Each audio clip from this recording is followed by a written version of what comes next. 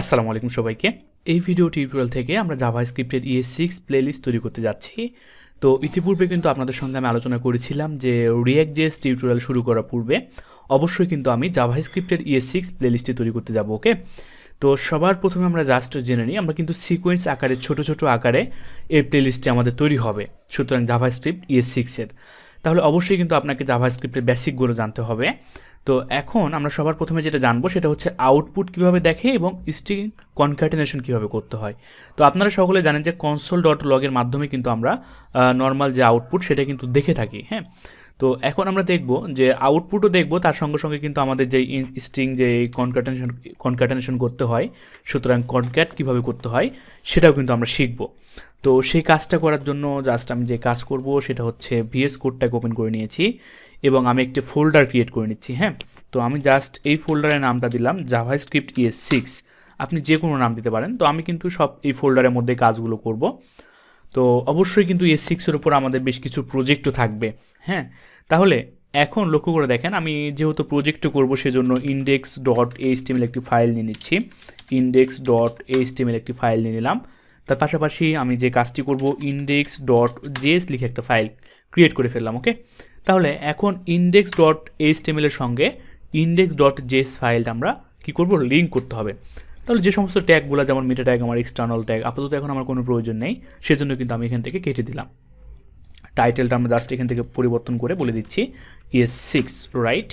এবং অবশ্যই index.js ফাইলের সঙ্গে আমাকে কী করাতে হবে, লিঙ্ক আপ করাতে হবে। তাহলে আমাদের যে স্ক্রিপ্ট ট্যাগটাকে আছে সেটাকে ওপেনিং করলাম, ক্লোজিং করলাম, তার পাশাপাশি যে সোর্স রয়েছে সেটা দিয়ে আমরা জাস্ট index.js লিখে আমাদের যে এক্সটার্নাল যেই জাভাস্ক্রিপ্ট ফাইলটা ক্রিয়েট করলাম তার সঙ্গে আমরা লিঙ্ক আপ করে ফেললাম। তো আশা করি এই পর্যন্ত বিষয়গুলো আপনারা সকলে বুঝতে পেরেছেন। আমি মনে করি আপনারা অবশ্যই জাভাস্ক্রিপ্টের বেসিক জেনে আসবেন, তাছাড়া কিন্তু এই যে ES6 এগুলো কিন্তু বুঝতে পারবেন না, অনেকটা মাথার উপর দিয়ে যাবে বললে চলে। তো আমি চেষ্টা করব সর্বোচ্চ ধরে ধরে বোঝানোর।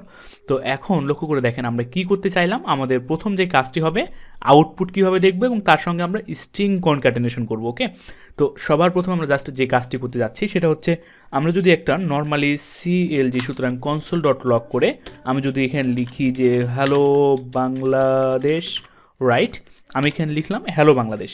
এবার সেমিকলন দিয়ে আমরা যদি স্টেটমেন্টটা শেষ করি তাহলে অবশ্যই কিন্তু আপনারা এটা আউটপুট দেখতে পাবেন। হ্যাঁ, তো এটাকে আমরা just open with live server দিয়ে ওপেন করে নিচ্ছি আপনাদের বোঝার সুবিধার্থে।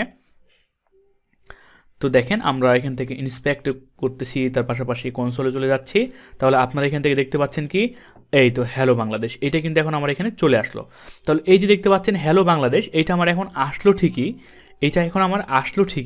কিন্তু এখন আমরা যাচ্ছি স্ট্রিং কনক্যাটেনেশন করতে। হ্যাঁ, স্ট্রিং কনক্যাটেনেশন আসলে কী বোঝায়, যেমন দেখেন আমরা আগে কী করতাম, আমরা যদি এখানে একটা ভেরিয়েবল নিতাম যে এফ নেম, মানে হচ্ছে আমার ফার্স্ট নেম, এটা হচ্ছে আমার ফার্স্ট নেম ইকুয়াল জাস্ট এখানে বলে দিলাম ফিজ, তার পাশাপাশি ভেরিয়েবল নিলাম লাস্ট নেম। হ্যাঁ, তাহলে লাস্ট নেম ইকুয়ালটা আমরা এখান থেকে বলে দিচ্ছি খান, রাইট।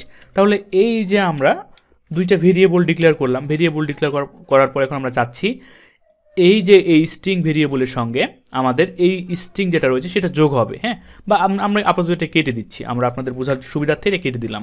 তাহলে এখন আমরা চাচ্ছি এই যে ভেরিয়েবল এফ নেম আছে এবং লাস্ট নেম আছে, এই দুইটা ভেরিয়েবল এখন যোগের কাজ করবে, সুতরাং ফিজ খান দেখাবে। বা আমরা এখানে একটা কাজও করতে পারি যে হ্যালো আই অ্যাম এখন আমাকে বলবে ফিজ খান।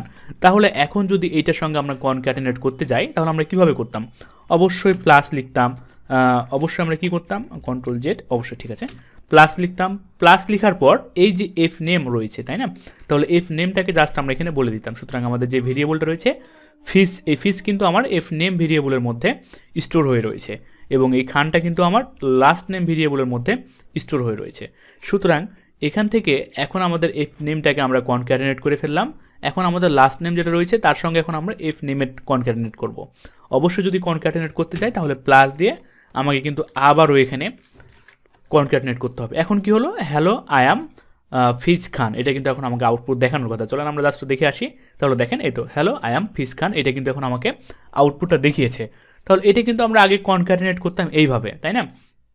এখন আমরা ব্যাকটিক যে সিম্বলটি রয়েছে সেটা ব্যবহার করে কীভাবে আমাদের কনক্যাটেনেট করতে হয় সেই কাজটাই কিন্তু এখন আমরা শিখব। যেমন ধরেন এইভাবে প্লাস প্লাস প্লাস দেওয়া, তার সঙ্গে সঙ্গে কিন্তু আমাদের আবার কোটেশন শেষ করা, এইভাবে কিন্তু একটা ভালো একটা লাগছে না। এখন আমাদেরকে ES6 বললো ভাইয়া এত কিছু আমাকে ব্যবহার করার দরকার নাই, আপনি যখন আমাকে ব্যবহার করবেন ব্যাকটিক সিম্বল ব্যবহার করবেন তার সঙ্গে সঙ্গে কিন্তু আমাকে আর প্লাস দিয়ে কনক্যাটিনেট করাতে হবে না। এটাই কিন্তু আমাদের ES6 এর সুবিধাসমূহ। তাহলে এখান থেকে জাস্ট আমরা সেই কাজটা যদি করতে পারি এখন, তাহলে জাস্ট লক্ষ্য করে দেখেন। হ্যাঁ, আমরা কী করতে যাচ্ছি, কনসোল ডট লগ করে নিলাম, তার পাশাপাশি এখান থেকে এখন আমরা যাচ্ছি যে হ্যালো আই অ্যাম ওকে, ঠিক আছে।